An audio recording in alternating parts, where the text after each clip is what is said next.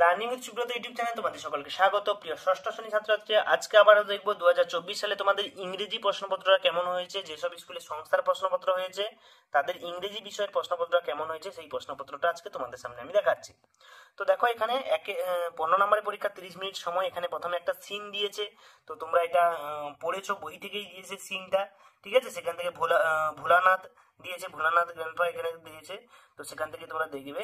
এখানে দেখো প্রথমে একের দাগে দুটো এমসিকিউ প্রশ্ন দিয়েছে, তো সেখান থেকে তোমরা দেখো একে দাগে দুটো এমসিকিউ প্রশ্ন, এবং বির দাগে দেখো এই সিন থেকেই দিয়েছে ছোট প্রশ্ন, 2 নম্বরের দুটো দিয়েছে।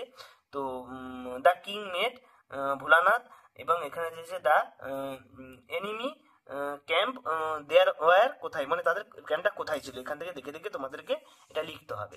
এরপরে আমরা চলে যাচ্ছি দুইয়ের দাগে। দেখো দুইয়ের দাগে এখানে গ্রামার থেকে দিয়েছে 2 নম্বর পেজে। তো এখানে ব্র্যাকেটের মধ্য থেকে যে এগুলো আছে সেখান থেকে কারেক্ট ফর্মে লিখতে হবে।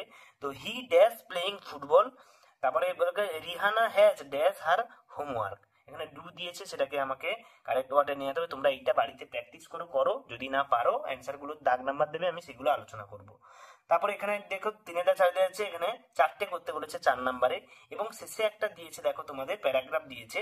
তো ইওর বেস্ট ফ্রেন্ড, তোমার বেস্ট ফ্রেন্ডের সম্পর্কে লিখতে হবে, যেখানে কয়েকটা এখানে দিয়েছে, পয়েন্ট দিয়েছে। সেই পয়েন্ট অনুযায়ী প্রথমে তোমার বেস্ট ফ্রেন্ডের নাম লিখতে হবে, নেম অফ দ্য ফ্রেন্ড, এবং his parents and place of living, তার বাবা মা এবং সে কোথায় বাস করে তার সম্পর্কে, হিজ বিহেভিয়ার, তার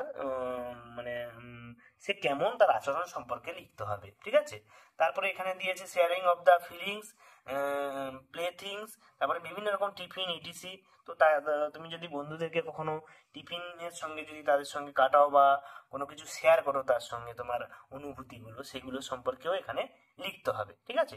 এবং তোমার বন্ধুত্বটা কেমন সেই বিষয়ে একটু কয়েকটা পণ্য বানিয়ে লিখবে। এখানে 5 নম্বরে দিয়েছে।